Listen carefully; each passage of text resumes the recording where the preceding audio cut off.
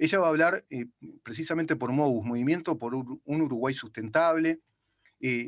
Según me dijo el sociólogo Daniel Pena, es experta en este tema, está muy por dentro del tema porque trabaja con Daniel Pena, respecto a los impactos sociales que está provocando esta cadena productiva forestal que está totalmente vinculada a la producción de celulosa para UPM2. ¿Cómo te va, Soledad? O Sole. Hola, buenos días a todas y a todos. No sé si están escuchando bien. Sí, perfecto. Hola, Hola, sí, perfecto. bueno. Muchísimas gracias por la invitación. Sí, como decís, soy compañera de Daniel. Nosotros realizamos juntos esta investigación para la Casa Bertolt Brecht y con el apoyo de la Fundación Rosa Luxemburgo.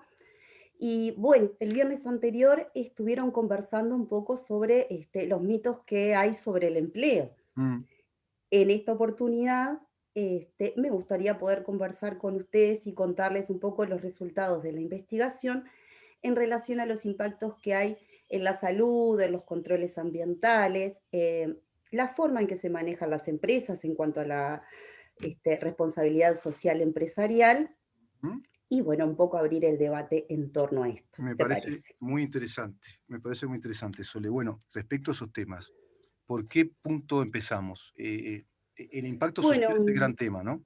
Es decir, el ¿qué impacto comportamiento social. tienen las empresas, por ejemplo, respecto al empleo? ¿Qué responsabilidad social tienen, si es que tienen alguna?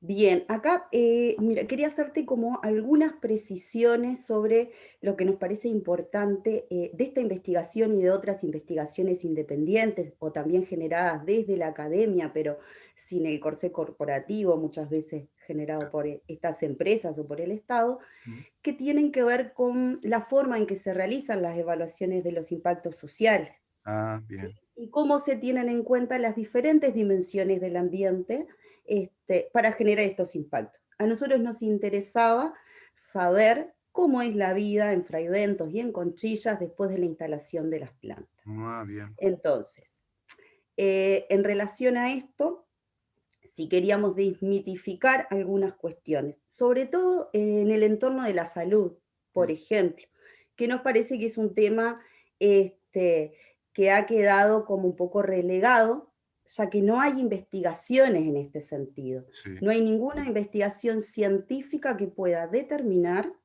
¿sí?, si hay efectos adversos o no después de la instalación de las plantas. claro. Entonces, decir que no perjudican la salud no es correcto de ninguna de las partes. Ujú. Si consideramos o se considera en estas localidades que sería necesario generar ese tipo de investigaciones y controles en relación a eso. Porque Seguro. lo que sí hay son percepciones sociales del aumento de algunas enfermedades, como por ejemplo casos de cáncer en personas más jóvenes, sí, enfermedades respiratorias o gastrointestinales, productos de los eventos o los sucesos de olor que provocan las plantas. Claro. ¿Y ustedes tienen datos precisos, según este estudio? Bien, es que no hay datos precisos. No hay. No hay. Ese es el resultado de la Claro, investigación. exacto. O sea, Nosotros claro, la investigación. ahondamos en el Ministerio de Salud Pública, Ujú, ¿sí?, en la División de Salud Ocupacional y Ambiental. mm, Ahondamos también en direcciones del Ministerio de Salud Pública a nivel departamental, o sea mm, que esto está constatado y existen informantes calificados que nos dicen que no hay investigaciones sí. ni públicas ni privadas referidas a esta temática. O sea que ese es el gran resultado, ¿no? El gran El resultado gran de la resultado. investigación que ustedes hicieron es que no hay estudios serios, científicos sobre ese impacto en la salud de las personas, de las poblaciones que están en esa zona donde se instalan las Exactamente. plantas de celulosa. Está con nosotros el doctor Pablo Díaz, con quien hablamos el viernes próximo pasado. Él es doctor en ciencias políticas y también está muy especializado en este tema respecto a los impactos sociales. Y acá estamos tratando, Pablo, bienvenido, con Buenos Sole. días, Buenos días, Pablo. ¿qué tal? Estamos tratando un tema enorme, ¿no? Que es, dentro de ese impacto social, este renglón de la salud es fundamental. Me acuerdo que en una época se hablaba de ese tema, después, como bien dice Sole, se apagó ante la opinión pública, me refiero a eso, ¿no? Se fue apagando, ya prácticamente no se habla, y quizá más en la zona de pronto sí, pero a modo de una percepción social, como dice Sole. ¿Qué opinión tenés sobre ese tema? De acuerdo a los estudios que ustedes están haciendo, ¿no? Sí, es claro. En terreno sabemos, digamos, de casos, por ejemplo, de trabajadores que han realizado denuncias y que han sido desconocidas, como el caso de Francisco Boggi, que hasta el día de hoy sigue todavía digamos, en pleitos y sin resolverse su situación. Ujú. Y, y bueno, pensamos que también debería haber una política de investigación más incisiva en todo lo que es prevalencia del cáncer Ujú. en los distintos territorios, ¿verdad? No solo en torno a emprendimientos industriales, sino también en torno a eh, lo que sería el agronegocio, ¿no? Zonas de agricultura extensiva. Ujú. Ahora, por ejemplo, hay una docente de Facultad de Medicina que está tratando de medir arsénico en agua en Mm. distintos lugares del medio rural. Es decir, debería haber una política de investigación en estos temas mucho más a fondo, que nos permita justamente lo que está planteando Soledad, conocer y me parece que ya no sería una línea de base como planteaba el representante de UPM, sino bueno, un monitoreo, porque bueno, sabemos que hay prevalencia al cáncer, digamos, más allá de nuestro país, Mm. pero bueno, en qué medida, cuáles son los factores que están incidiendo en esa prevalencia, no lo tenemos claro, ¿no? Sí, En qué sí, medida pesan esos factores, ¿no? sí, sí, sin duda, porque estamos careciendo de investigación científica sobre ese tema, con un relevamiento de datos, un monitor. Aparte, te planteas un concepto que lo dijiste al pasar, el monitoreo. Además, sería necesario ir monitoreando, porque ese tema es permanente, ¿no? El vertido de efluentes, el aire, cómo está, la calidad del aire también que se respira, la calidad de la tierra, de acuerdo a lo que tú decís por los monocultivos extensivos.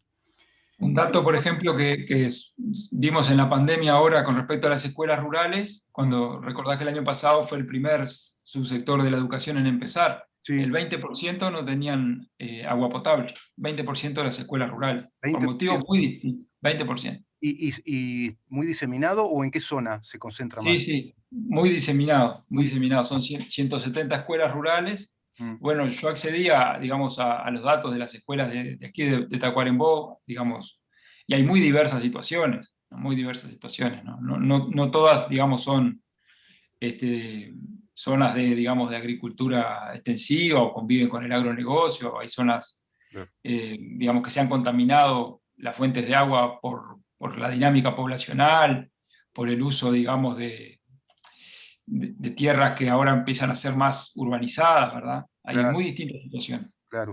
O sea que faltan saneamiento, por ejemplo, faltarían planes urbanísticos ya directamente. Sí, digamos, falta un monitoreo más claro, digamos, con respecto a... Porque viste que el agua cuando se contamina es porque hay graves problemas de estructura de saneamientos también. No sé cómo está Sí, eso. bueno, pero en el medio rural saneamiento es una cuestión medio difícil, ¿no? Pero Es no, decir, no hablamos ni siquiera de poblados, por ejemplo, son zonas muy rurales, ¿no? exacto, exacto. Está perfecto. Yo voy preguntando bien desde el no sé, ¿viste? Me parece lo más interesante para hablar con ustedes, que son los que realmente están por dentro de este tema y que tenemos un gran debe los capitalinos, ¿viste? Porque claro, Bien. la vida nos lleva a estar en la ciudad todo el tiempo y recibimos una información muy deficiente. Yo me quedo pensando cuando me decís esto, por ejemplo, de conectividad, ni hablamos entonces en las escuelas. Si estamos hablando de que no tienen agua potable, Bueno, te diría que a veces puede resolver el tema conectividad y es mucho más difícil el tema agua potable. Hay que llevarles el agua. claro. Lo que se resolvió es llevarles el agua. Sí, sí, Hay sí. intendencias, ejército, Qué paradoja, OCE. qué paradoja, qué paradoja, ¿eh? Bien. Sole, Sí. otro Ahí de los temas que tú fuiste dando el pasar, ¿qué otro impacto social hay? Por ejemplo, el tema laboral, ¿no? sí, el tema laboral, también que la vamos a abordar ahora en un ratito, pero en relación a esto que decía Pablo y que estaban conversando sobre los controles ambientales, me gustaría, si me permitís, acotar algo, Sí, que claro. también son resultados de la investigación. Mm.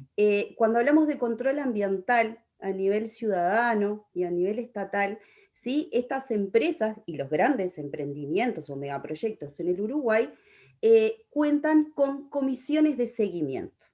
Estas comisiones, ¿sí? Ujú. son dispositivos de participación institucionalizada. Es lo que se supone nos garantiza el control, el monitoreo y el seguimiento de estos proyectos en el territorio.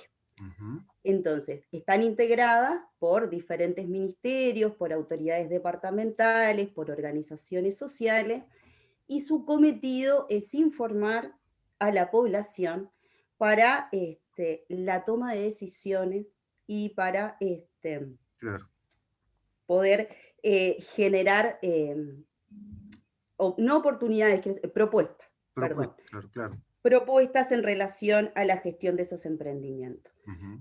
Un dato interesante es que estas comisiones no son vinculantes, entonces quiere decir que las propuestas que vengan de la sociedad civil organizada o de las personas de las localidades que ahí participan son tomadas como una sugerencia Claro, por las empresas o las instituciones públicas.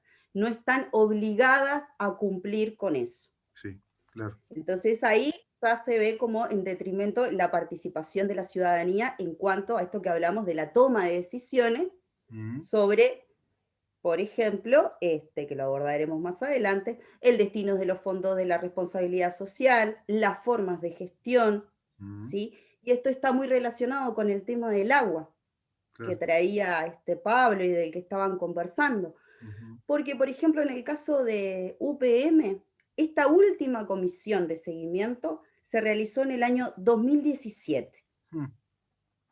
Eh, de ahí en adelante ya no tenemos más noticias sobre que se haya reunido, o por lo menos no hay en páginas oficiales publicaciones de las actas de esas reuniones que deben ser públicas y deben ser accesibles para toda la ciudadanía. Claro, claro. Eh, También se constató que UPM, desde que empezó a funcionar y hasta el año 2017, tuvo dos multas, por alrededor de 830.000 pesos más o menos, y tiene que ver con el no aviso de sucesos de olor. Entonces, no se multa a estas empresas por haber contaminado, porque sí se constató que habían exceso en los vertidos al agua, que había aumento en la temperatura, aumento en el pH, sí, Mm. aumento en coliformes, más allá de estos eventos de olor.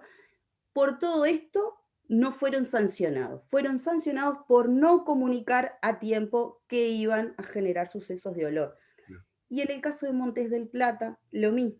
Desde el año 2017 no se realizan comisiones de seguimiento. También se han constatado eventos de excesos de los vertidos en el agua, de desbordes en las piletas del lixiviado, que eso afecta a la calidad del agua directamente, Claro. y han sido multados también por no avisar de sucesos de olor por unos 450.000 pesos.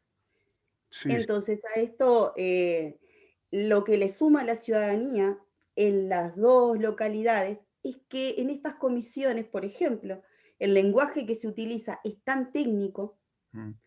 que no tienen posibilidades de entender con claridad y a cabalidad qué es lo que se les está transmitiendo. Claro. Por un lado, confían en que la información es veraz y es responsable, pero por otro lado, también entienden que necesitan información más clara para poder opinar sobre los asuntos que hacen a estas empresas. Por supuesto, por supuesto. O sea, hay una carencia total de seriedad en este tema y además, de acuerdo a lo que tú decís, digamos que el poder civil organizado deja mucho que desear como poder porque no se lo dan.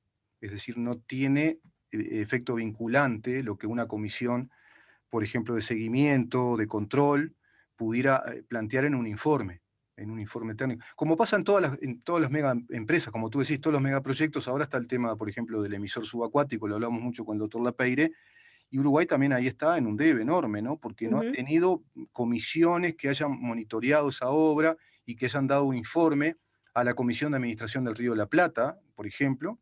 Uruguay sí brilla por su ausencia en ese tema y todo viene de la parte interesada, de AISA, la empresa argentina, y del Fondo Monetario Internacional, que es el Sí. propulsor de ese proyecto, y tiene que ver precisamente con el tratamiento de las aguas, tiene que ver con la calidad del tratamiento de las aguas, un tema que también abordamos con el doctor Panario. Ujú. Ahora, ¿sabés qué recuerdo yo? Disculpen, capaz que me voy un poco de tema, pero creo que no, creo que no. ¿Ustedes vieron la película Erin Brockovich? Sí, Tiene mucho que ver con todo esto, porque fue un caso sí. real. Esa película dramatiza el caso real de una muchacha que se vincula a un estudio jurídico y a través de ese estudio jurídico descubren esa altísima contaminación de efluentes en aguas que estaba provocando graves perjuicios de salud a pobladores, a población, también con síndromes de cáncer, cánceres mamarios en mujeres, bueno, en sus hijos.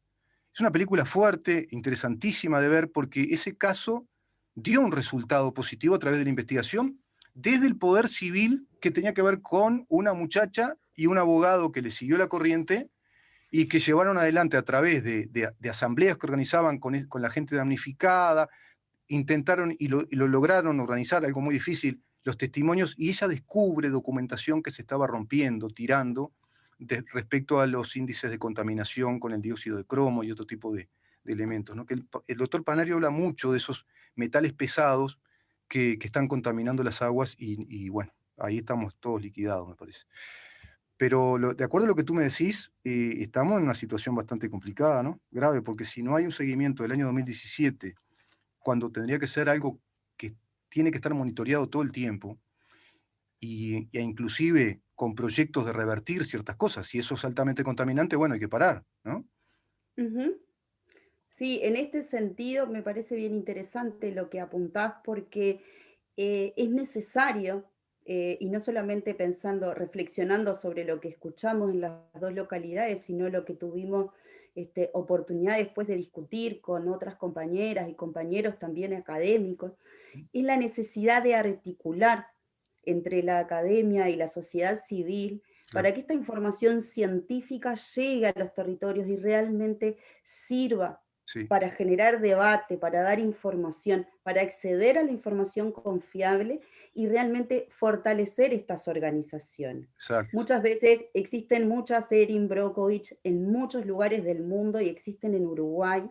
Mm, Y en claro, esto muchas mujeres han sido abanderadas de las luchas por el cuidado del ambiente, y muchas veces no las hemos sabido cuidar y han dejado el cuerpo y han dejado la salud, ujú, y es bueno recordarlas y recordar que, bueno, que es necesario esto, poder coordinar, poder articular, acceder a la información, mm, ¿sí? Y como ciudadanía hacernos responsables de lo que nos toca. claro, Las empresas se instalan acá y son capitalistas, ellas buscan un lucro, buscan ganancia, ¿sí? Generan dispositivos de responsabilidad social empresarial donde intervienen en los territorios, ocupando muchas veces lugares que el Estado deja vacíos, ¿no? mm, Este, generando proyectos para cubrir demandas, tanto en el medio rural como en el medio urbano, ¿no? Haciéndose visibles en los pueblos, en las ciudades, dejando su marca en centros educativos, en ujú, proyectos deportivos, culturales, que van naturalizando la claro, inclusión de esas empresas en la vida cotidiana. claro. Entonces, es trabajo también de quienes podemos trabajar en investigación, acercar este conocimiento a las comunidades, Mm, para que entre todos sí podamos resolver, podamos reclamar y garantizar mm, los derechos que ya fueron conquistados. No nos olvidemos que en el Uruguay, ¿sí? El derecho al agua está legislado en la Constitución Nacional, en el artículo 47.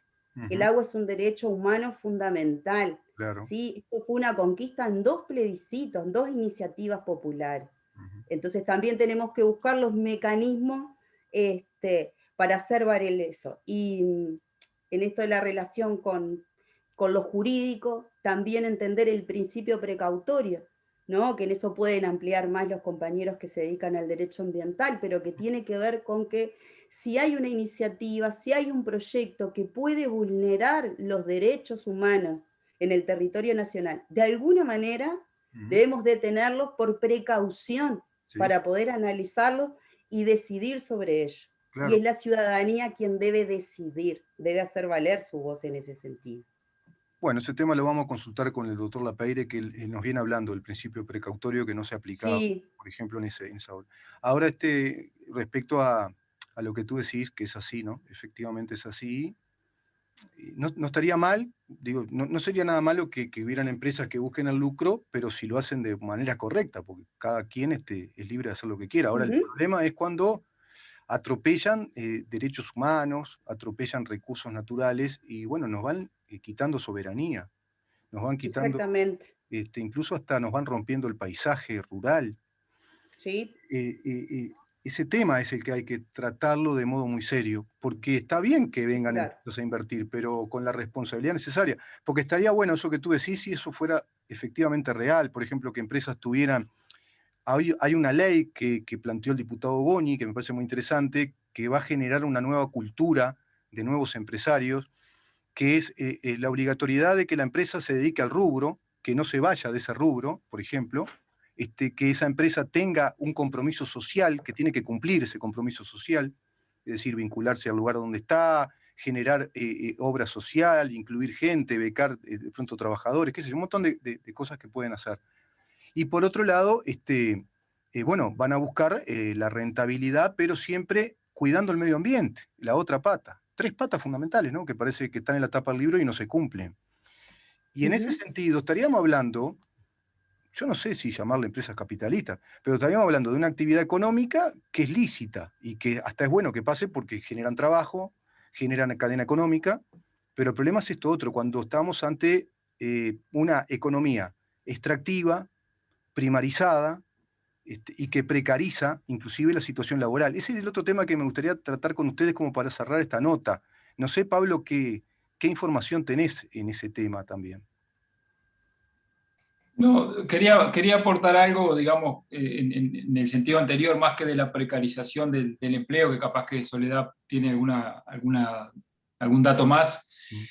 Con respecto a esto que vos planteabas de las empresas, ¿verdad? Y del impacto en el medio rural. Es decir, ¿quién tiene que educar en el medio rural, por ejemplo, ¿no? ¿Quién es el responsable de la educación de nuestros hijos en el medio rural? En una escuela rural, en un séptimo, octavo y noveno, que es la ampliación de la escuela al ciclo básico, o en un liceo rural o en una escuela agraria. Este tema salió en la mesa del debate, Rubén, sí. Y nos faltó quizás tiempo para plantear la injerencia de UPM y de Montes del Plata en la educación. Pero por ejemplo, hay un programa de capacitación Pará, Pablo, de, pará un poquito. sí, Injerencia, decime, injerencia. injerencia de UPM y de Montes del Plata en la educación pública. Y bueno, ¿te parece un tema para tocar en la próxima? Y de Montes del Plata Perfecto. en la educación pública. ¿Ves? Este es un tema para tratarlo en extenso, en la educación. Exacto. Porque a veces al meter tanta información, pero está bueno que la gente se vaya enterando de estas cosas, porque está muy a la sombra todo esto, muy a la sombra. Totalmente. Sí, Y uno de los propósitos, por ejemplo, en el programa de psicología positiva de la Fundación UPM, es formar, te lo leo textualmente, personas que quieran ser un agente de cambio en su comunidad. Pero después vas a la audiencia pública y es una formalidad. Entonces, ¿quién debe educar? ¿Quién debe educar al niño? ¿Quién debe educar a los educadores? Porque a los educadores se le ofrece un posgrado de currículum y evaluación. Frente a un maestro rural que no tiene formación específica, porque tiene solo 36 horas de formación en toda su carrera para ser maestro rural y una práctica de menos de un mes, esta empresa financia con la Universidad Católica un posgrado para educadores rurales. Entonces, talleres de orientación vocacional para nuestros adolescentes, donde participan obviamente los empleados de la planta, los empleados de la forestación, que obviamente no van a hablar capaz de lo que va a mencionar Soledad de la precarización del empleo, van a hablar de las maravillas de las prácticas certificadas a nivel global y de cómo se manejan en la nube con la gestión empresarial eficiente en una empresa de decenas de miles de empleados a nivel mundial. No van a hablar tampoco del valor que tiene el productor tradicional que cuida el campo natural. En fin, eso podemos profundizar sí, en otra instancia, pero no quería dejar de mencionar.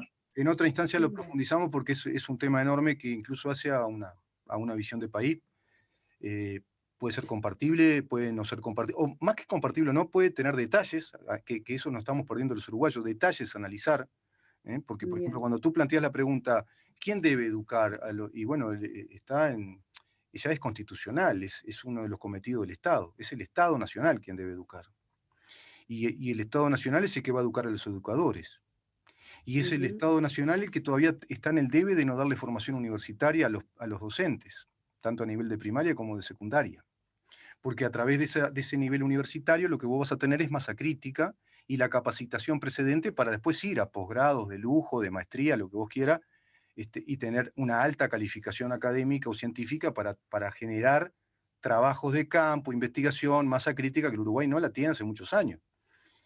Ese es un tema que yo vengo tratando en el programa también, que es la necesaria reforma educativa del país. Una importante y profunda reforma educativa, pero que tenemos que tener claro todos los uruguayos qué país queremos. Porque si no tenemos claro el país que queremos, está en una sociedad fragmentada, dividida, con opiniones demasiado ideologizadas, y terminamos en la nada. Termina eso, viste, bloqueado. Queda. Y yo creo que ahí nos debemos mucho diálogo los uruguayos, me parece. No sé qué les parece a ustedes, pero... Sí, una acotación, Rubén, si me permitís, con respecto al tema de la educación, que nosotros le dedicamos un capítulo especialmente a analizar esto que traía Pablo, ¿no? A contestar en los territorios, bueno, ¿cuál es el debate? ¿Existe un debate? ¿Existe la preocupación por esta injerencia o por esta pérdida de laicidad, si es que la hay? ¿Se está problematizando? Y lo que encontramos es que no. Claro. Que desde los centros educativos, las autoridades de la educación a nivel departamental, no lo visualizan como un problema. Claro. Han naturalizado tanto la intervención de las empresas a nivel educativo, en esto que traía Pablo, ¿no? Sí. En formación para los niños, formación para los docentes, ¿no? En esto de llevar recursos o mantener centros educativos enteros. En el caso de Montes del Plata, compró el local de una escuela, lo arregló, Claro. ¿sí? Están generando a través de la responsabilidad social toda una forma de relacionarse con las comunidades que interviene directamente en la educación pública, en muchas maneras. Me alegro y celebro que le dediquen más tiempo a esta discusión porque es un debate muy importante. ¿Quién debe educar? ¿Sí? ¿Cómo? ¿Quiénes debemos tener injerencia o no? Si son las empresas privadas o no. Eso nos corresponde a nosotros como ciudadanas y ciudadanos. Sí, además la educación y para qué país. Que educar para, como diría Augusto Conte, ¿no? Los países para qué educan. No educan porque son buenos. Educan porque tienen que tener ciudadanía útil. Un país prospera si tiene un componente de científicos, Alemania, por ejemplo, ¿no? O países escandinavos. ¿Por qué? Porque tienen un componente científico de docentes que le van a generar masa crítica a ese país y lo van a colocar en un plano de competitividad a nivel de los mercados mundiales, por ejemplo, ¿no? Yo veo que hasta ni en ese tema estamos los uruguayos discutiéndolo. Me refiero a las autoridades de los distintos partidos políticos, las autoridades nacionales de la educación, pero hace muchos años, esto viene de muchos años. Hubo una reforma educativa, colapsó de alguna manera, y eso está, me parece, hoy por hoy reformulándose en un proyecto de reforma educativa que habrá que debatir a nivel nacional, se me ocurre. Yo les agradezco un montón esta participación y darle luz a estos temas y seguir. Se me ocurre, Pablo, ir por el lado de la injerencia de UPM y Montes del Plata en la educación pública. No sé qué les parece a los dos para la próxima. Sí. Excelente. Yo les agradezco a los dos esta participación. Es interesante poder charlarlo así y abrir el debate a la opinión pública, por lo menos aportando esto que, bueno, va a ser muy original de mi parte lo que voy a decir, este granito de arena a la opinión pública. Y nos encontramos el próximo viernes. Tengan un excelente fin de semana, largo. Muchísimas gracias Rubén por el espacio y por la preocupación sobre estos temas, también por generar el debate y llevar información. Gracias a ustedes. Muchísimas gracias. Felicitarte por el título del programa, porque es una pregunta que siempre tenemos que hacernos. ¿Dónde estamos? Exacto. Gracias. Muchísimas gracias a los dos.